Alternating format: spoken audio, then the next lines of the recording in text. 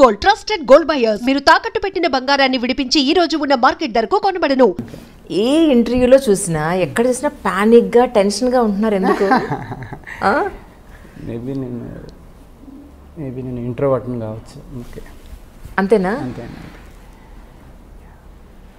ఇప్పుడు మీరు హీరో నాగార్జున గారు మీరున్న దాంట్లో కానీ మీరు సుమగారి షో తీసుకున్నా ఎక్కడ చూసినా సరే మీలో ఒక టెన్షన్ ఉంటుంది. ఓకే, మీ బాడీ లాంగ్వేజ్లో అది చూసిన వాళ్ళకి అర్థమవుతూ ఉంటుంది. నాకు అర్థం కాలేదు ఎందుకు ఇంత టెన్షన్గా ఉన్నారు.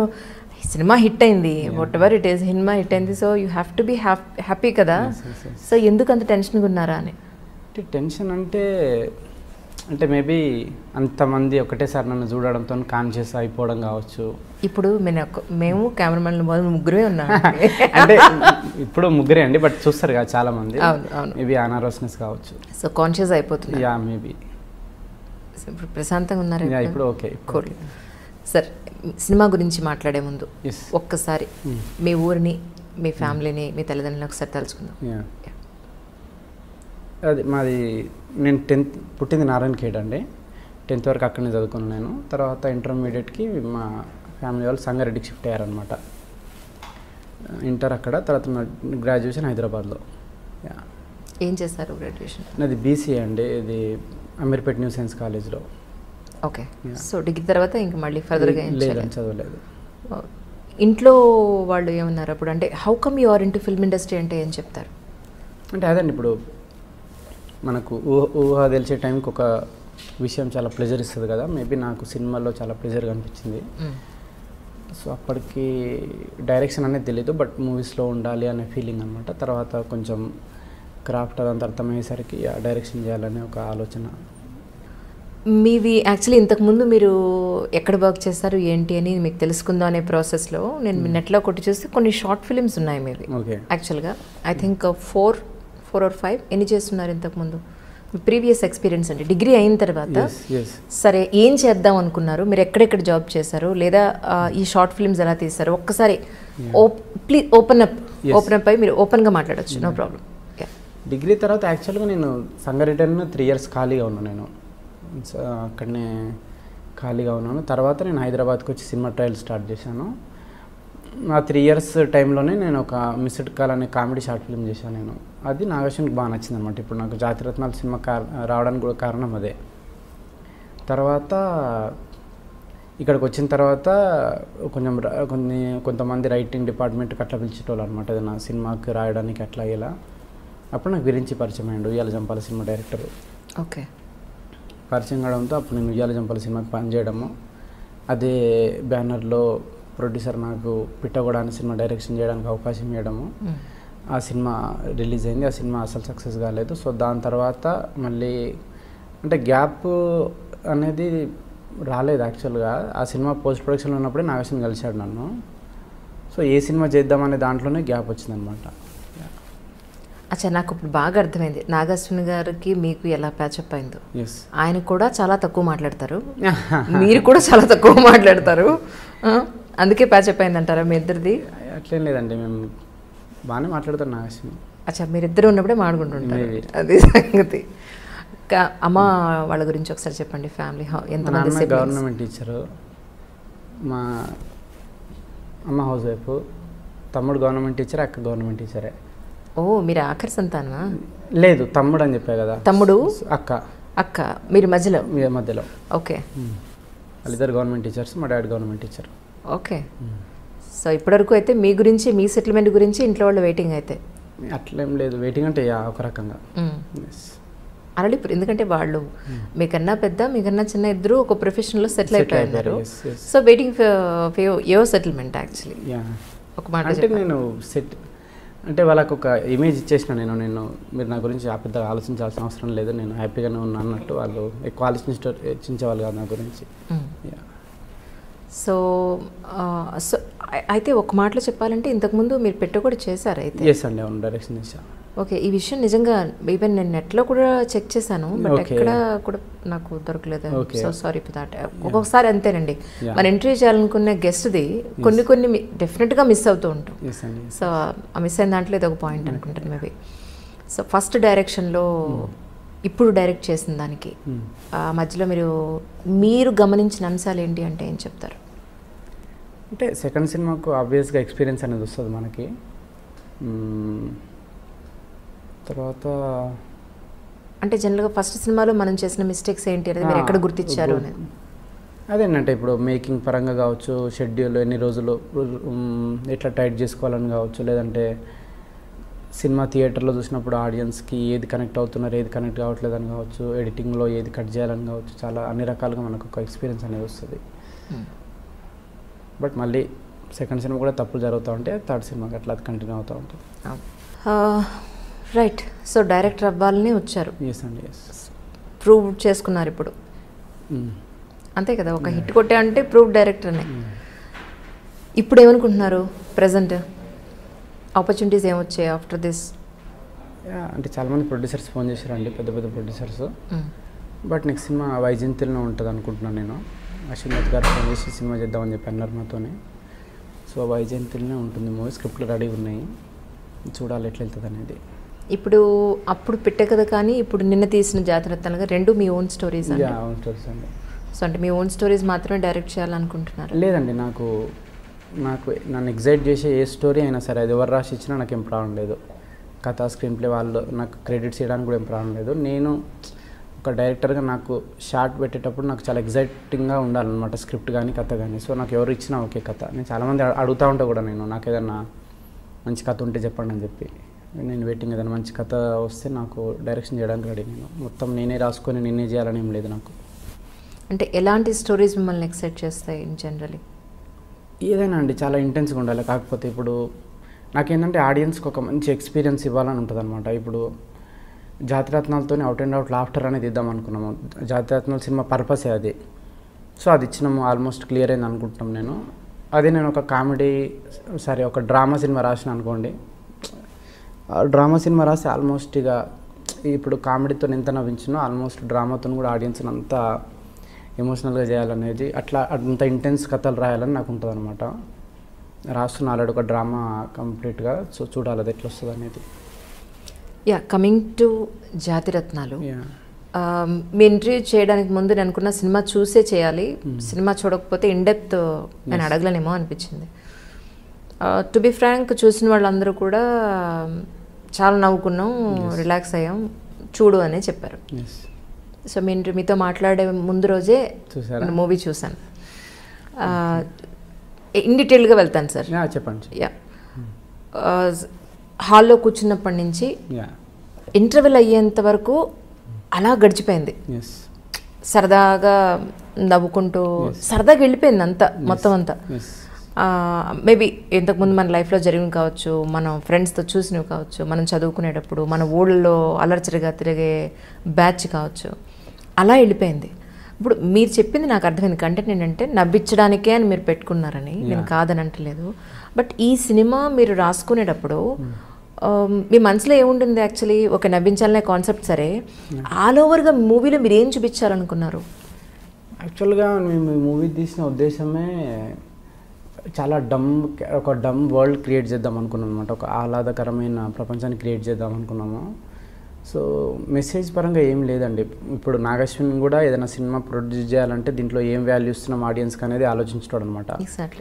సో మేము ఆలోచించింది ఏంటంటే ఒక ప్యూర్, అంటే ఒక ఇన్నోసెన్స్ని హైలైట్ చేద్దాం అనుకున్నాం అనమాట.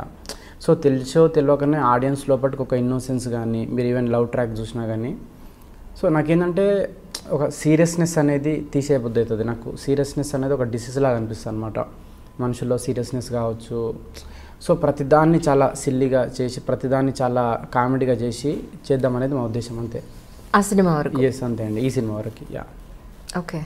అంటే నాగార్జున గారు మహానటి తీసిన తర్వాత, ఆయన డైరెక్ట్ చేసిన తర్వాత మళ్ళీ ఆయన ఈ మూవీలో ఇన్వాల్వ్ అయ్యి ఉన్నారు అని అంటే there must be something is there అనేది మేమందరం అనుకున్నాం యాక్చువల్లీ. కానీ టు బి ఫ్రాంక్ ఏంటంటే ఫస్ట్ హాఫ్ అయిపోయింది, సెకండ్ హాఫ్ అన్నా ఏదైనా స్టోరీ స్టార్ట్ అవుతుందేమో అనుకున్నాను. సెకండ్ హాఫ్ ఆల్మోస్ట్ అయిపోయింది, ఇంకో హాఫ్ అన్ అవర్ అయిపోయింది, అయిపోతుంది, ఏం లేదేంటి అసలు కంటెంట్, వీళ్ళు ఏం చెప్పదలుచుకున్నారు, ఇది నేను అడుగుదాం అనుకున్నాను ఫస్ట్ మిమ్మల్ని యాక్చువల్లీ.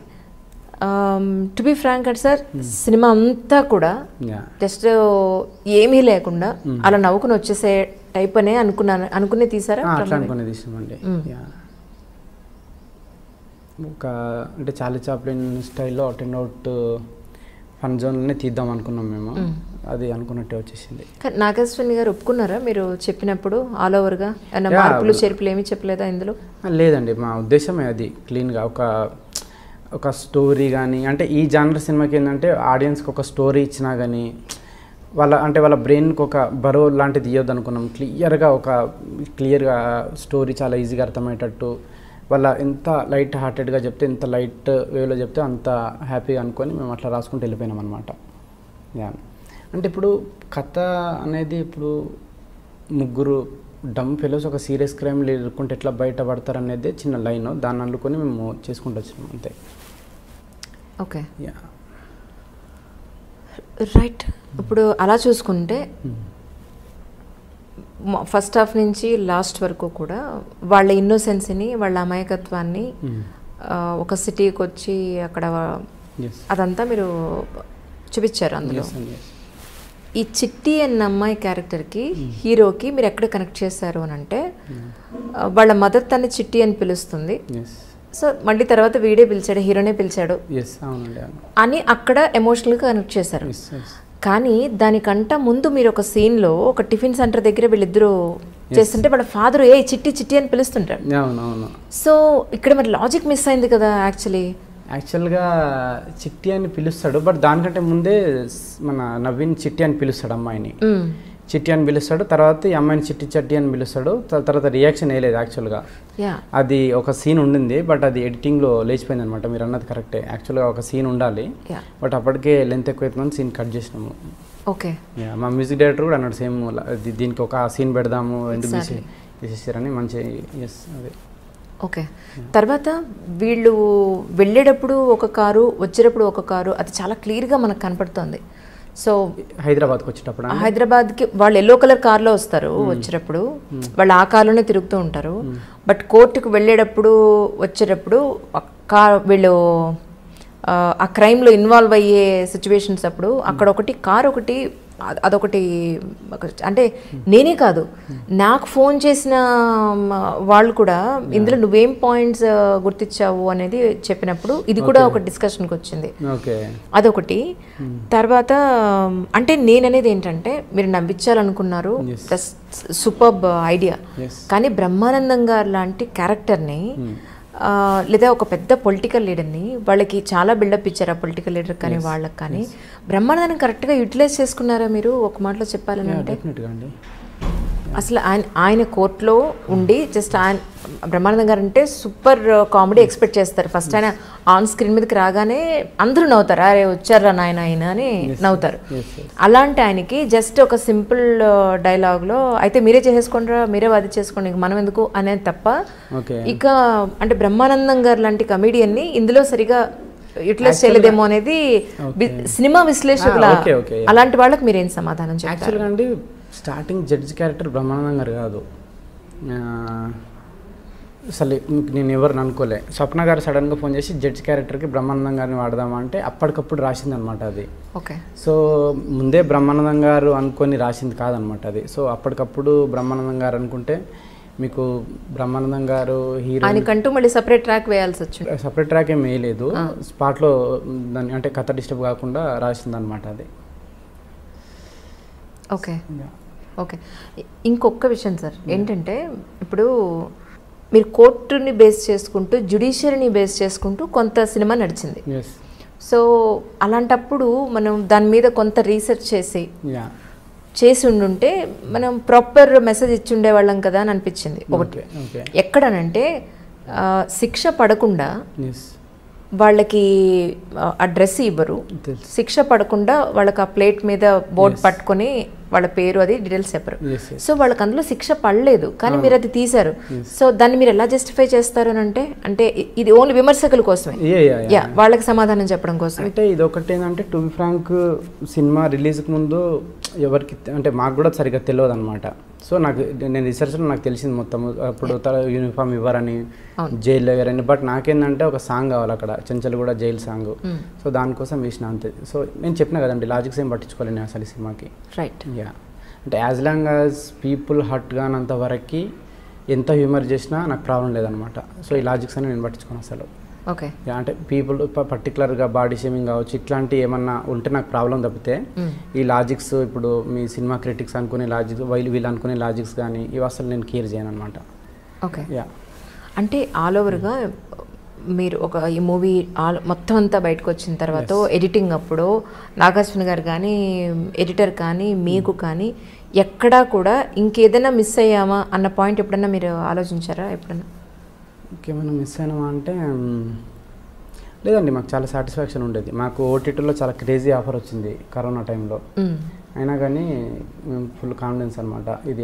జనాల ఆడియన్స్ ప్యూర్గా ఎంజాయ్ చేస్తారని చెప్పి అందుకే మేము ఆగి మరీ రిలీజ్ చేసినాం మేము మాకు ఫుల్ హ్యాపీ సినిమా తీసినందుకు మాకు అంటే ప్రేక్షకుల రెస్పాన్స్ని కూడా మేము చేయకముందే ఒక మంచి సినిమా తీసినామని చెప్పి మాది మేమే బాగా ఎంజాయ్ చేసినాం సినిమాని టోటల్గా మీరు చూసినట్టయితే ఆల్ ఓవర్గా సో కామెడీ అనేది దట్స్ రియలీ గుడ్ యాక్చువల్లీ ఇప్పుడున్న ఈ ఫాస్ట్ లైఫ్ కానండి టెన్షన్స్ లైఫ్ కానండి కాసేపు కూర్చొని నవ్వు వెళ్ళిపోతారనేది 100% పర్ఫెక్ట్ అది దాన్ని అసలు ఎవరు ఏమి పాయింట్అవుట్ చేయడానికి లేదు బట్ ఆల్ ఓవర్గా మీరు చూసినప్పుడు ఏది మనం పోర్ట్రేట్ చేస్తున్నాం ఫైనల్లీ లేదు ఒక జనాలకి మనం లేనిది ఏమన్నా చూపిస్తున్నామా ఇంప్రాక్టికల్గా ఏమన్నా ఉందా అనే ఒక క్వశ్చన్ ఎక్కడ మీకు అనిపించలేదా కోర్టు సీన్ కానీ కోర్టులో జనరల్గా అలా ఉండదు ఖచ్చితంగా ఉండదు దట్ ఈస్ ఇంప్రాక్టికల్ యాక్చువల్గా మీకు కోర్టే అట్లా ఉండదు తెలుగు సినిమాలో చూస్తే మీకు దట్స్ ట్రూ గత సంవత్సరం నుంచి కోర్టే అనేది అట్లా ఉండదు ఇప్పుడు మా కజిన్ ఒక ఆమె లాయర్ అనమాట అరే అట్లా ఉండదు ఆ కోర్టు అసలు మీరు ఎట్లా చూపిస్తున్నారా తెలుగు సినిమాలో అంటారు సో ఆడియన్స్ దానికి అలవాటు పడ్డారు కోర్టు అనేది అట్లా ఉంటుంది అని పోలీస్ స్టేషన్ అట్లా ఉండదు బయట పోలీసులు ఇట్లా పట్టుకొని ఉండరు సో మళ్ళీ యాక్చువల్గా తెలుగు సినిమాలో లాజిక్స్ అనేవి ఉండవు ఎక్కడ సెట్ సాంగ్ కానీ డ్రీమ్ సాంగ్ కానీ సో మేము దాన్ని ఇట్లాంటి సీన్లలో బ్రేక్ చేసినాం అంతే సో కోర్టులో రీసెర్చ్ అంటే నాకు నేను చెప్తున్నా కదండి నాకు లాజిక్ కంటే ఎక్కువ నాకు హ్యూమర్ అనేది ఇంపార్టెంట్ అక్కడ పీపుల్ హట్ కానంత వరకు సో అది అంతే ఇప్పుడు మూవీ హిట్ అయింది జనాల్లో మంచి టాక్ వచ్చింది నాగార్జున గారు కానీ మిగతా వాళ్ళు కానీ ఏమంటున్నారు ఫుల్ హ్యాపీ అండి అందరూ చాలా హ్యాపీ అంటే అనుకున్న దానికి అంత రిజల్ట్ వచ్చింది కాబట్టి ఈవెన్ జనాల్లో కూడా అంటే మేము అనుకున్న పర్పస్ సర్వ్ అయిందనమాట చాలా మెసేజ్లు అంటే కరోనాతో ఇంత సఫర్ అయిన తర్వాత చాలా రోజుల తర్వాత ఒక 2.5 hours మేము అవుట్ అండ్ అవుట్గా నవ్వినాము అని చెప్పి అట్లాంటి మెసేజ్లు రావడంతో చాలా హ్యాపీ అనమాట అంటే మేము సినిమా స్టార్ట్ చేసిన పర్పస్ మాకు సర్వ్ అయింది కాబట్టి సో సక్సెస్ అయిందని ఎంత సంతోషంగా చెప్పారో మీరు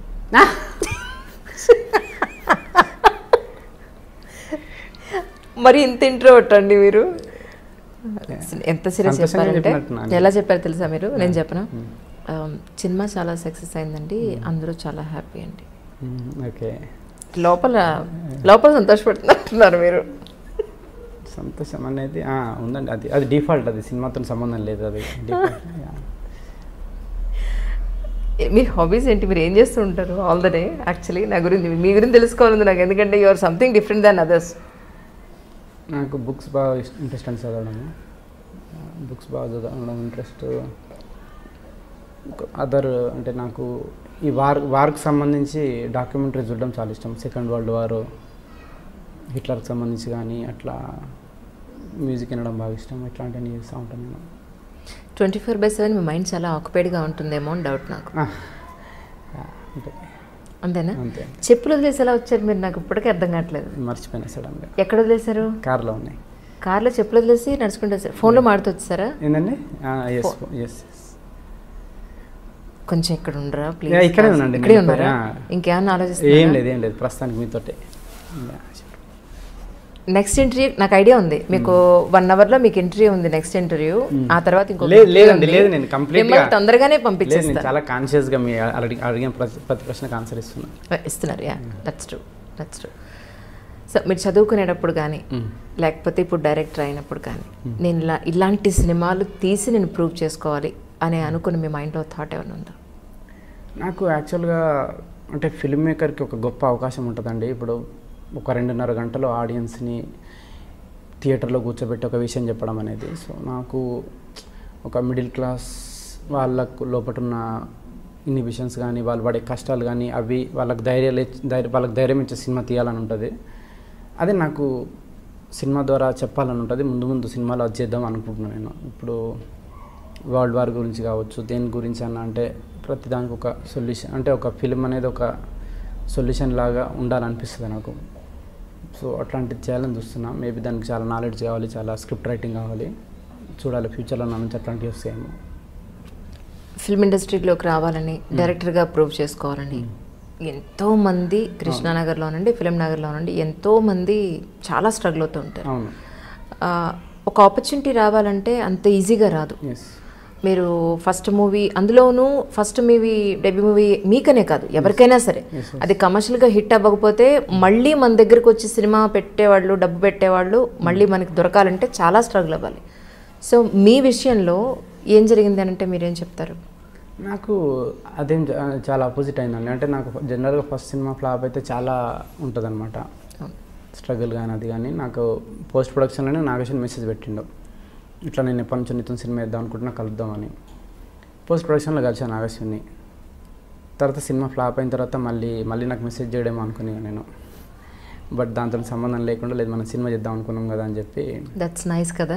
చాలా నైస్ అసలు. ఎందుకంటే ఈ రోజుల్లో మనం సక్సెస్లో ఉంటేనే అవును మనం కనపడతాం అందరికీ, లేకపోతే ఈవెన్ స్వప్న కానీ ప్రియాంక కానీ అసలు ఎక్కడ కూడా ఒక ఫ్లాప్ డైరెక్టర్గా కానీ అసలు ఏం లేదనమాట. కథ నచ్చింది, మనం సినిమా వేద్దాం అనుకుంటున్నామని. అంటే చాలా ఒక జాయ్ఫుల్ అట్మాస్ఫియర్లో జరిగింది షూటింగ్. ఎక్కడ కూడా షూటింగ్ డేస్ పెరిగినా, బడ్జెట్ పెరిగినా కానీ వాళ్ళ ఎక్కడ కూడా అసలు వాళ్ళ లోపల ఇరిటేషన్ కానీ అదేం ఉండకపోయేది అనమాట. చాలా అందుకే మీకు ఆ ఎనర్జీ అనేది సినిమాలో వచ్చింది, మీకు అంత జాయ్ అనేది. ఆయన చెప్పినట్టు నవీన్ పోల్శెట్టి గారు ఏమన్నారంటే, మేము ముగ్గురు జాతిరత్నాలు వేరంటే అసలు మా డైరెక్టర్ సూపర్ జాతిరత్నం, మామూలు రత్నం కాదు అని. ఓకే. సో ఎందుకన్నారు అనేది ఇప్పుడు నాకు అర్థమవుతుంది. ఇంత రిజర్వ్ ఉన్నారంటండి బాబు, అడిగిన దానికి ఇంత ముక్క చెప్తున్నారు. నేను ఇప్పుడు ఎవరైనా కొంచెం అడిగితే కొంచెం మాట్లాడాలి కదా, అసలు ఇంత అడిగితే ఇంకా ఇంత మాట్లాడుతున్నారు మీరైతే. అసలు చచ్చిపోవాలి మిమ్మల్ని ఇంటర్వ్యూ చేయాలంటే, మామూలు విషయం కాదు. లేదండి, మేము ఇప్పటికే చాలా ఇంటర్వ్యూస్ ఇచ్చిన, అందుకే. ఓకే, నేను అందుకే రిపీట్ అవ్వకుండా మాట్లాడుతున్నాను. మిగతా ఎక్కడా కూడా క్వశ్చన్స్ అన్ని కొత్తగా ఉన్నాయి. That's true. సో నాగశ్విన్ గారితో కానీ, మీ ముగ్గురు జాతిరత్నాలతో కానీ వర్కింగ్ ఎక్స్పీరియన్స్ ఎలా ఉందంటే ఏం చెప్తారు? టెరిఫిక్ అండి. అసలు నాగశ్విన్తో ఫస్ట్ అంటే అసలు నాగశ్విన్ అంటే ఎక్కడ ఈగో అనేది ఉండదు అనమాట. అంటే నేను ప్రొడ్యూసరు ఏదైనా నాకు ఇన్పుట్ ఇచ్చినా ఫైనల్గా నా డిసిషన్ అంటే మళ్ళీ నేను దాన్ని యాక్సెప్ట్ చేసినా కానీ, వీడు నేను చెప్పినా కాబట్టి యాక్సెప్ట్ చేసినా, లేదు నిజంగా వీనికి నచ్చే యాక్సెప్ట్ చేసినా అని చెప్పి ఆలోచిస్తాడు. మళ్ళీ నన్ను 10 సార్లు అడిగిపిస్తాడు వేరే వాళ్ళ నుంచి, లేదు నిజంగా నాకు నచ్చే యాక్సెప్ట్ చేస్తున్నాను నేను అని చెప్పి. అట్లా చాలా ఇన్పుట్స్ ఉన్నాయి నాగశ్విన్ ఈ మూవీలో. తర్వాత నేను చాలాసార్లు ఫోన్ చేసి థ్యాంక్స్ చెప్దాం అనుకుంటా, కానీ ఆ మూమెంట్ రానియడనమాట. నేను చాలాసార్లు ఫోన్ చేసి అంటే వద్దు మస్తు మాట్లాడినా, ఫోన్ పెట్టేసి అంటూ ఉంటారు. సో నవీన్ రావుల దర్శన్ అంటే చాలా వాళ్ళతో మీకు డే 1 నుంచి చాలా ఒక ఫ్రెండ్లీ వైబ్ వచ్చేస్తుంది మీకు. ఎక్కడ కూడా చాలా మ్యాజికల్గా జరిగింది షూటింగ్ అంతా. ఒక్కొక్క డైలాగ్ ఈ చివరికి ఫోకస్ పుల్లర్ దగ్గర నుంచి లైట్ బాయ్ వాళ్ళకు కూడా డైలాగ్స్ అనేవి పట్టేటోళ్ళు అనమాట. వాళ్ళు అంతా ఎంజాయ్ చేసేటోళ్ళు షూటింగ్. ఓకే. నవీన్ అయితే చాలా రేపు షూటింగ్ అంటే ఈరోజు దాన్ని డిస్కస్ చేయడము, దాన్ని బెటర్ చేయడము, ఇంకెట్లా చేద్దాం అని చెప్పి నవీన్కి నిద్ర ఉండదు రేపు షూటింగ్ అంటే. చాలా నాకు నిద్ర ఉండేది కాదు. సో నేను ఫోన్ అప్పుడప్పుడు స్విచ్ ఆఫ్ చేస్తాను నేను.